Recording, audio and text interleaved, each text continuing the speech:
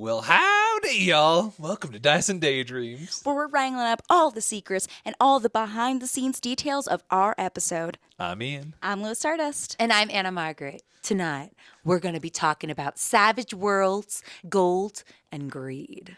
We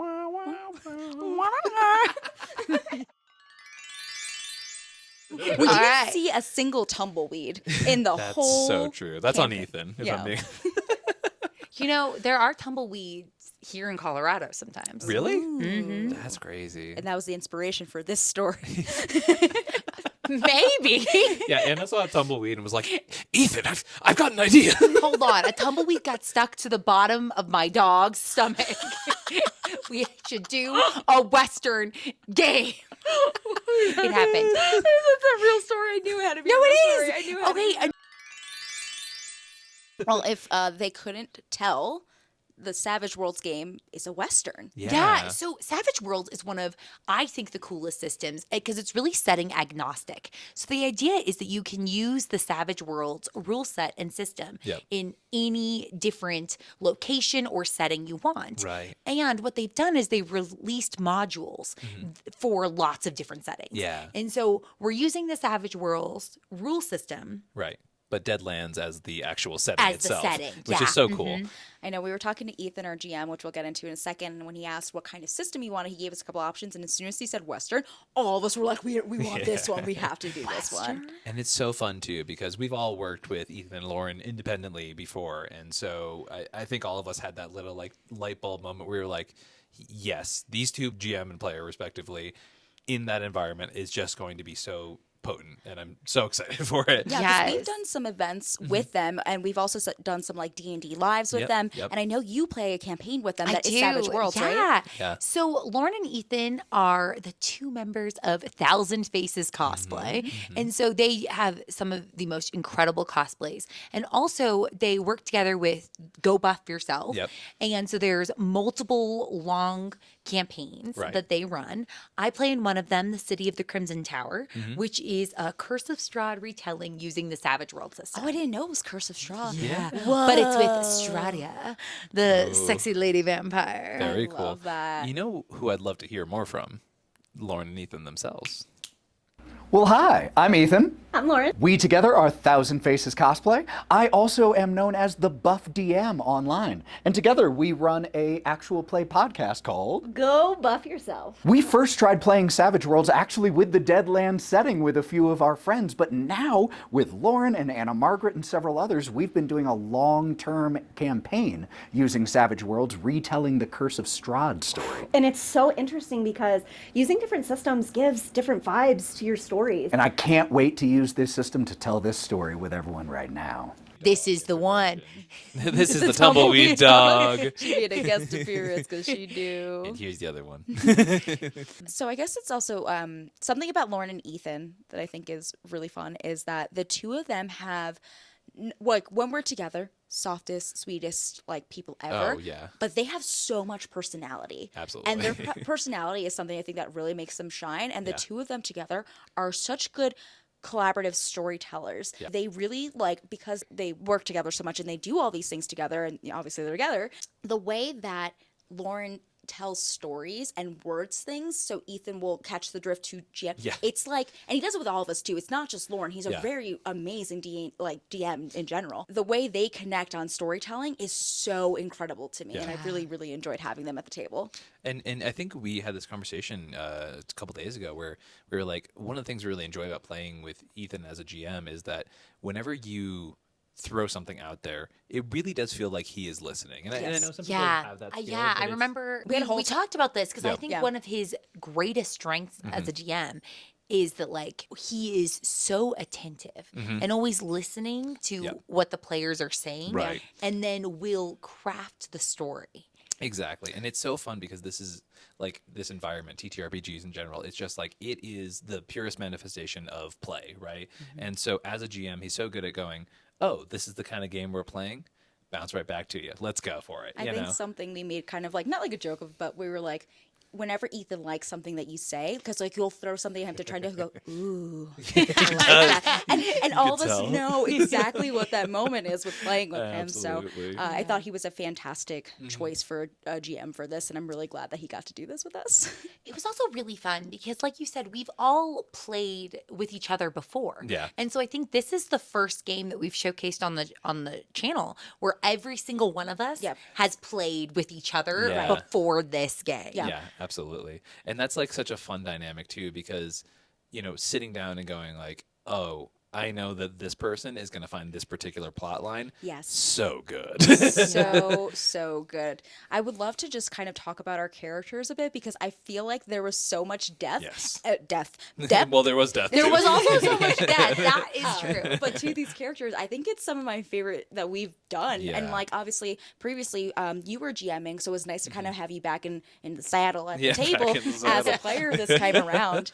Yeah, absolutely. I mean, it's such a crazy game. It was such an awesome environment. And I don't think I can get much further into this episode without talking about the relationship between your and Lauren's character.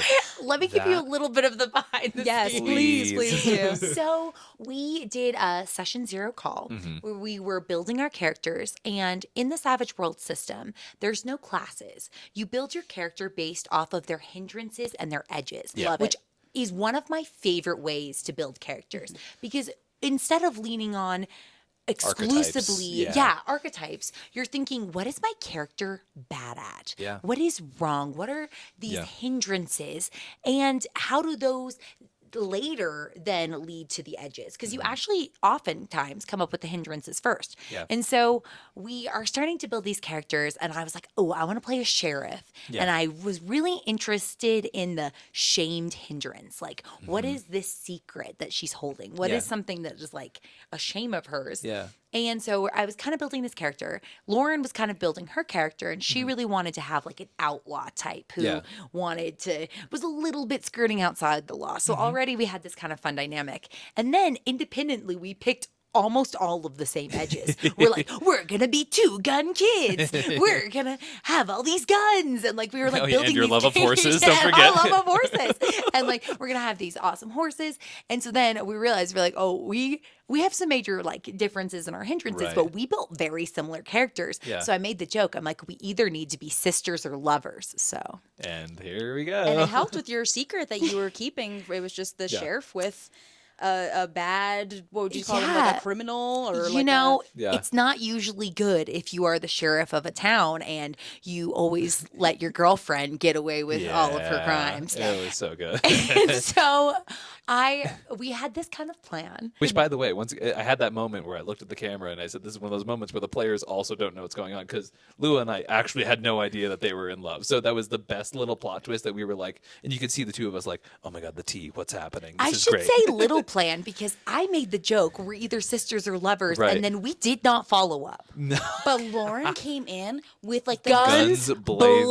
Literally, Yeah. it was like what I don't read a lot of fanfics, but I imagine a fanfic would be like that because she had these subtle moments where like her hat was down her eyes, or she would have like a soft touch or like a glance across the room, and it was just I felt there's probably because of me and Ian literally being like looking at each other like, oh my god, because it felt like I was watching a movie. It didn't feel like I was role playing. I felt like I was watching a romance, and like these two lovers who were destined to not be together. Like It was like all the trashy rom-coms you was watch so when good. you're Oh, like yeah. late That's my at night. It favorite. was so Oh my good God. though. Lauren is so good Yeah. at having very emotional characters, and she's able to portray them so well. And I do think that like something fun about being in a game with someone you really trust and that you role play a lot with is Lauren and I have been in a campaign now for over 20 sessions. Yeah. And so we are very used to bouncing off of each other. Right. And so when she came in With that energy. I was like, oh yeah, okay, this is where we're going. You're not my sister. Yeah, I was like, I see where we are, and so it was incredibly fun. I thought it was such a fun dynamic, and Also, like I went out of my way to talk to you because obviously we're engaged. We talk a lot about our games as we play them together. And I said this was my favorite character of yours as well Oh my that gosh, we've thank had so you. far. And it's just you had so much life to it. There was so much of this, and I think actually a lot of our characters in this campaign had these sort of dual personalities, right? The who we were presenting ourselves to be and who we were in secret. So for my character, I saw that there was a sex worker in the book, and I thought it could be really interesting to play one, but I didn't want to play like the damsel in distress that's Right. like forced to work in this thing. So my hindrances and what was the other the Edges. I made to be kind of like, okay, like she's came from an environment where she knows a lot about wealth and money Right. and how to get it when she wants to, but she also gets it through gambling, and she also gets it through like other activities that don't always involve Right. sex work. That does not define who she is, even if she is the saloon girl and everybody knows Charlotte for being, you know, kind of the Right. bimbo energy. But something that I role played a lot, which we talked about, is anytime there was like a man or like a suitor or something, she played up a lot of like, ooh, honey, like kind of Yeah. energy, versus when we were talking, it was very stern and Yeah. real because she was, you know, getting the money and going for. And there's something the so gold. raw about this person who extracts information while people are at their most vulnerable, right? Exactly. In these moments of intimacy. And I made it so my character had a lot for building the information gossip, and I think I called her the slutty lady Whistledown because I knew that once we started role playing with your characters a bit, that she Right. like, well, you know, it was like the secret that really wasn't a secret for some people in town. I wanted her to have those moments with Cassidy and Yeah. with Lauren's character where she like touches her gently on the chin and just takes a look back at you, and me and you have this rivalry and eventually a friendship that kind of blossoms throughout the game, which I thought was really fun. I did really like their friendship. Yeah. I feel like It ended up being pretty good. It was kind of like, you help me, I help you, but we'll just, you know, do it in a Yeah, respectful and way. it did feel very funny because like you did send us off into two separate missions at one point, and it was me and Lauren as the true wild cards, and then Yes. you two as the we're gonna be efficient and get things done group. Well, before we get into your character, something I wanted to say that you touched on earlier that I loved is fleshing out those characters with those hindrances and, Yeah. and everything that we mentioned is something I do for like my 5e characters, and it's not something that's in there. So having like, I always, and I've talked about this previously, will write out their fears, their dreams, their ambitions, their goals, their favorite foods, like things Yeah. that make it feel more real. And with Savage Worlds, I didn't even have to think of it because like as I put them in, I was like, oh, this is my character. Yeah. It flows together it's the right part of way. the system. Yes. Yeah, and my like one of my things was that I was like super cursed, but also I took like my character was very pretty, so I was like so drunk Yeah. and gorgeous that it was like a plus People just 2 did to stuff everything. for you. Yeah, exactly. yeah. And so it was really fun to build that. Yeah. But we need to talk about your character because known as the Asian of Chaos, I can expect nothing less than what you've done. Yeah, Yep. yeah. I mean, Jimberly was. Even today. I have this new thing where apparently I can't say one of my characters' names without cracking up, right? But Jimberly was absolutely one of those things where I was just looking through the Savage World books that Ethan sent to us, and I saw Prospector, and there's all these archetypes of this, like, you know, Western tropisms and like all this stuff, and I saw a Prospector type, and I was like, you know, there's such this ridiculous energy of this, like, well, howdy y'all, like that kind of energy of this old, you know, wacky prospector. But then as I'm reading through these hindrances and edges, there's all these ones about like these people who are just horrifying, like these Yeah. Yeah. monstrous people who are like murderous in every single way. And I kind of had this simultaneous idea of like this old harmless prospector type, what if inside he's actually kind of a monster? Like he's like, so the aspects or the hindrances I took, one of them which I sort of alluded to during this campaign was the grim mask of death, which is he gets extra damage on all of his attacks, which is so funny because I rolled so bad, but he You gets- really it did. was really so bad. But it was just this idea that he's this, you know, oh yeah, I'm talking to rocks. Look at me, I'm goofy and harmless, like classic Ian character, right? But then at the end of the day, like, you know, he shoots the one guy in the leg and his leg explodes, and you just look back and he's like smiling in sort of this haunting way. In my opinion, like that's as horrifying as like seeing a vampire or a werewolf, is like this person who is clearly It's not horrifying to see a vampire. No, I would. yeah, I'd yeah. love Yeah. to see like No, we a definitely vampire. would. Yeah, yeah, Definitely yeah. love to see vampires. We love to Super see cool. vampires. my bad. Yes, of course. Of course. Wrong word Yeah, choice. yeah, yeah. Hold on. Sure. Actually, you have to be very Seeing specific on your a- cryptid choice. Because we're all gonna We we're might here be for a in minute. love Yeah. with vampires. like seeing a worm who erupts out of gold. How Fair, about that? fair, yeah. yeah. I did ask to seduce the worm though, and Yeah, so you I did, don't you know if did. that's exactly the yes. Well, let's talk about The your worm dance? Worm dance. Yes, I rolled so good in this game. And unfortunately, when I was building my character, I did focus on kind of like those hindrances and everything. Yeah. One of them being that with what I built, I did not think about actually using my gun. I did not actually think about using my weaponry. And I saved a little bit of like medic stuff because I figured the two of you were going to be so gung-ho and you were Mr. Right. Dynamite Explosion Man that I could kind of be like on the back end and being good at my social stuff, which is why I picked some traits for like gossiping to have the information that fit into my character. So when it came time to fight, I was like, well, I have rope, which I could try to lasso on the worm, or I could dance. And I wrote a note on my paper and like passed it to you. Oh my gosh, yeah. The note just said, do I rope it in, or do I do a sexy worm dance? do a sexy worm and so it was my enough to goodness. create a diversion to kind of Which help, I liked. which I was thought good. That was such a good moment. It was one of my favorite parts of that fight, is you just... Yeah, just doing the worm dance. Doing the worm dance. And speaking of the fight, after the fight, Yes. I think this was a really Yes. interesting and fun moment Yeah. between our two characters. Absolutely, yeah. Oh my So gosh. me trying to walk away with all the gold, and you being the sheriff who literally on the paper says, I'm willing to kill somebody if they're, if they get in my way. Gave Cassidy Yeah. the reckless hindrance. Mm-hmm. And the idea I had for this is if you picture a young sheriff Right. who is in a kind of lawless town, Dangerous town, too, yeah. dangerous place, and doesn't have a lot of support, she's going to do everything in her power. Yeah. To try to keep the town in line. Yeah, And yeah. here Did that you from the first are, moment, too. supposedly helping me, Right. swearing that you take nothing from the cave. Right. Trying to walk out on this town. Yeah. I was like, we're about to throw hands. Yeah, yeah. I might have to shoot you. Yeah. I will say you planted small seeds throughout the game for that, but I kind of forgot that was what your character was doing. So when it happened, I was like, like I was Yeah. truly just like kind of throughout the whole game marveled by what everybody was doing. I felt like I was, I said this earlier, watching a movie. Like it just felt like it was like, oh my god, this big moment's happening. Yeah. I mean, as everyone saw when I GM, right? Sometimes I like to, like point at the camera and say revenge, right? But like I like to plant these little sort of seeds, and Yeah. especially when we do I think something we like both kind of did. Yeah. And so honestly, it wasn't a surprise that we were Yeah.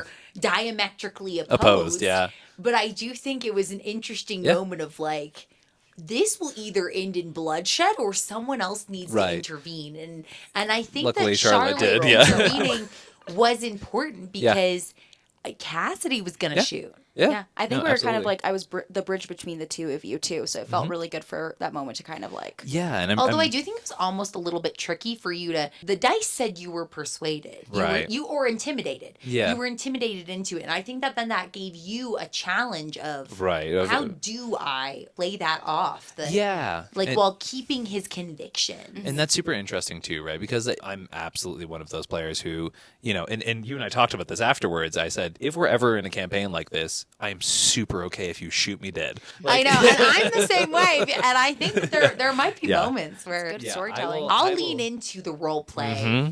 I will take a character right off a cliff to a grave. It is absolutely one of my favorite things about these types of systems because it's like, yeah, I'm trying to be a person. I'm trying to tell a story here. And if, half of my things were delusional, greedy, and grim mask of death, right? Like this is not a good person. I think this is one of the first evil protagonists I've played in a really long we time. talked about that. Yeah. How you really kind of towed the line on evil. Yeah. And speaking of taking characters to extremes, in I think a really good way, Lauren did that with her Yes. character. Yeah. And so our two characters, I think throughout the course of this campaign, Yeah. really established their romance Mm-hmm. and their connection And Right. growth too. and the dedication that they had to each other. Yeah. And I think she really showed that in I'm scared, but I'm going right up there. Right. Like you're gonna stand behind me in Yeah. a way that I think she would have brought her character to death Yeah. as well. Yeah. Especially in that combat moment where she was on the ground and you were kind of having like this resistance moment where it was emotional Yeah. in the combat, and I really felt that. And here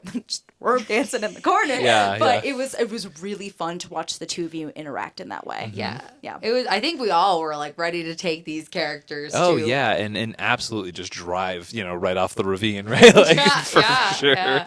And I think it's so fun to get into a character like that and to be like, all right, let's live their life. And I really do think, like you were mentioning earlier, the description of hindrances in the Savage Worlds games gave us this ability to really live them so accurately. And it's like, how do you not live out these sort of hindrances when it's right there on the character sheet, you know? But I love that. I love it's having awesome. that ability to work with it. And it doesn't feel like it's constraining. It feels like it's No. more depth and really building out that character. I will also say the combat is fantastic. I think other systems Yeah, can because this was suffer. your first time, right? Right, Yes, yeah. same. So it's both of your first time And I really loved experiencing it. Savage Worlds. Yeah, I really think they just like hit the.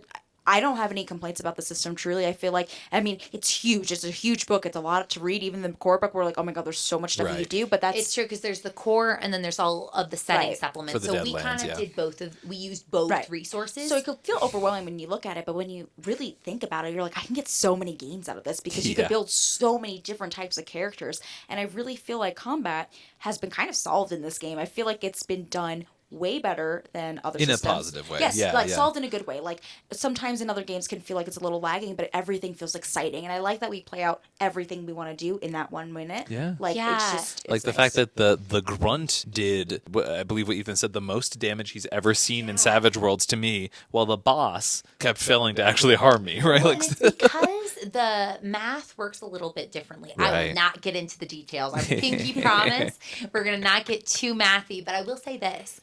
I think that the Savage World system utilizes this mechanic where dice explode. Yes. Yeah. And so if a dice rolls its highest possible value, it Right. will explode, and you get to re-roll it and Yeah. add those two numbers together. And if you roll the highest value again, it will Right. explode again. It's Right. so crazy as a And player. so, yeah, it makes even something that at face value looks numerically impossible right. sometimes possible because you do have a chance that your dice will explode and Yeah. you'll get an astronomically higher number And than rolling you would two. expect. Right. And There's also I the love wild the two die. dice. Yeah, the wild And die is awesome. I think it's in every game you play, Yeah. you have your main characters Right. and your NPCs. And Savage Worlds leads into that Yeah. in a way that you have your wild cards. Mm-hmm. You've got your characters that are the main characters and get this extra D6 to everything. And I love the math to this. I have a different video with all the probabilities. You can look there later. But I think that we really saw Yeah. that math Yeah. Oh, in it's action all over in the a place. fun way. Oh, it's crazy. Oh, It the was bennies crazy. got me too, man. Knowing that we could just like use a Benny or the GM can get a Benny or get Grin, like those were Yeah. really, really fun. I think the bennies are super necessary in a system like this. Yes. Because Of the variants, yeah. because of the variance, because when you're playing a character, and I think we've all hinted to this, as you made your characters, and like we made these characters, they're good at things and they're bad at things. Really Right. sad things. Yeah. And when your character is supposed to be good at something and fails at it, there's two different paths forward. Right. Either this is a really beautiful and interesting opportunity to role play that failure, Yeah. or this is an opportunity for you to lean on a mechanic, Yep. which is the Benny, Yeah. to be like, let's test fate. And we only saw Ethan give out a couple bennies over the course of this campaign because, it is a one shot. And obviously, if we all had like 8 bennies going into the final boss, like it would have been pretty easy for us to just be like, reroll. But I think that's one of the interesting parts of this game is the benny distribution is basically whenever you would make a choice that is actively bad for, you as a player. Leaning into your But hindrances. leads into your hindrances. Yes. And that's so good because it just encourages you to play your character. That's awesome. I will right? say my one of my hindrances was curse. So Ethan actually started with an extra one, which is kind Yeah. of funny when you think about how the resources is distribute. But I made a couple nods being like, I'm definitely cursed like throughout the game Yeah. and stuff. But like giving the GM an extra tool as like Yeah. it's pretty fun. It's in the horror setting guide for Yeah. Savage Worlds. There's an alternative kind of ruling that you can use whenever a player uses a Benny, the GM gets a benny. I heard about that And one. Yeah. I love the kind of extra decision making that goes into that. And yeah. And so I think it's a very necessary for Yeah. the system when you have these swinging rolls, but also is just like rewarding good role play. Yeah, absolutely. In a fun way. Ethan used like 3 bennies in that one hit from Lauren. I mean, and he was just like, I burned through like all these bennies on this one Yeah. attack. And so it's just really, I think in a system like that could be really fun too, because it's like a one-on-one, like you play a benny, you get a benny kind of thing. So Yeah, I think I used like 4 bennies on throwing a stick of dynamite that ended up doing no damage. that Dynamite was disappointing. Which was so funny too, because it's been built up even from session 0, where I was like talking with Ethan about my character build and how I was this, psychotic murderous prospector. And I was like, yeah, we start with $250 and I'm going to use 105 of those for 36 sticks of dynamite. And Ethan just looking at me and just bursting into laughter and like, okay, yeah, sure. And I'm like, Ethan, I'm planting this. Like, it was just this 36 sticks of dynamite, and I was just waiting for those moments to just whip them out. I'm just like so happy with this game. I don't think it could have gone better. I really do think that for us, especially because it was a new system for us, we loved it. And like obviously the three of you have played it so much, and I think it made it for a very easy gameplay at the table. But like the role play in this was so much fun, and these characters were really, really fun. I just want to throw out here, I was, after our first cut, our first act, and I remember walking upstairs and going, I didn't expect to have a catchphrase in this session. Oh my God. But it sort of just came out, and it was the second time I said, well, I am. And I was like, oh, I think this is a thing now. And it was just seeing also like Lauren and Ethan's reaction specifically every time I did it. And I was like, okay, I think I've accidentally stumbled into a bit of a catchphrase with this character. And it was fantastic too. I loved your catchphrase. I think at separate times, me and Lauren also said "well, damn," so I started like catching on with our characters too, and I thought that was really cute. I don't know if you ever said it. Sheriff seems pretty serious, I was playing her as like a very on the books, very like, by the books, which made then her illicit affair even more scandalous. Even more scandalous. Before we close out, I just want to touch on the scandalous moment at the Donovans, at Andy Donovan's place. yeah. That was a really fun scene to role play with you, because while I was trying to be like the cutesy flirty type, I was like, just tell him like what you need. It was really fun. Like my roles were busted. That really helped. But like, they were. Yeah, they were. Speaking of interesting roles, this is a little bit of behind the curtains that Lua and I talked about after. Yeah. So we went into this kind of interesting confrontational social situation. Yeah. And when Cassidy told the truth at the beginning and outlined why they wanted into the mines, I rolled really well and succeeded. yes. Yeah. Then you had Charlotte take a little bit more of this manipulative route. Like you were really, he was wrapped around your finger. When we were being deceitful and I was trying to help you, I failed every single check. And I felt like that was the dice being like, yo, girl. Yeah. You're a by the books girly. You have to be that. But like, there was a moment that I loved with you and Ethan too, where you said something to Andy, and he was like, "Ooh, I like what the sheriff's saying." He like hyper focused on what you were saying, because like it I was tried when to you do specifically. You claimed that you wanted Donovan's opinion. You said, "I'm trusting you as the person who I know is an intelligent person seeking here." his counsel. And he got a little like thing, so I tried to like do like some kind of flirty thing. He was like, "I'm paying attention to the sheriff," and I was like, "Yes, we got it. We Big put moment. right in him." Yeah. It was really cool. Absolutely. Okay, we got to talk about, I personally, because for those who don't know in the audience, we are all people who are queer in some way. I loved that it was a queer romance and it wasn't a thing. It was just how it was. And I love when narratives do that and they make it there. It doesn't have to be like, oh my God, the sheriff is gay. Yeah, it was never It that. was just, No, so they were the in love. sheriff is just giving this outlaw free reign. The scandalous part of the relationship was that you are diametrically opposed legally. Yeah, Not that there was anything wrong with your love. And that was awesome. And I love that. That was really and cool. so many beautiful stories just like hinge on that trope way too much. And I'm so glad that we were able to tell a story. And of course, once again, I had nothing to do with Y'all that didn't part. even see it coming. It was beautiful. I was hooked. I'm ready for part 2. I'm ready for the fanfic that comes from this. I'm ready for whatever, because truly I just thought it was so good. Everby was a jam. Also, you out there in the audience, if you want Steven the Rock merch, type it down below. Oh my God.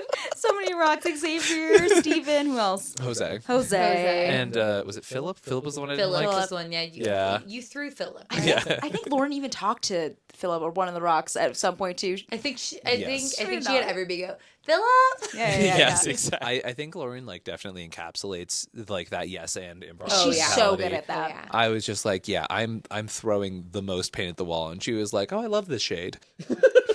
It's fantastic. Honestly, what's kind of fun about doing so many different games is that this game is so different Yes. from the next one we're going to have on our channel. Oh yeah. Oh, I am very excited. A little tongue-in-cheek, a little bit of Magic, and a little bit of Magic the Gathering. What us? Who would ever think in this special little clip that you're gonna see from us Magic the Gathering players? Super weird. Who would There's think one person in the audience who's going, finally! Check it out. And as per the waiver all of you signed, Strixhaven is not responsible for any injuries you might receive or any instances of death. We're huddled together very closely with all of the. All right, who wants to go On first? three. On three. One. Okay. 3, Two. 1. Wait, no, wait. Right, and then mine says where the sun goes to rest. Which is the sun sets in the east, right? Is that how that works? West, Yeah. east, West. West, right, that one. We whisper it so nobody else can hear it because Yeah, the yeah, clues yeah. are kind of similar. Because I know there's different zones, but we don't know. You just use a spell that I know. I want to do it better than you did because I'm stressing. Get it. Get it. Get it.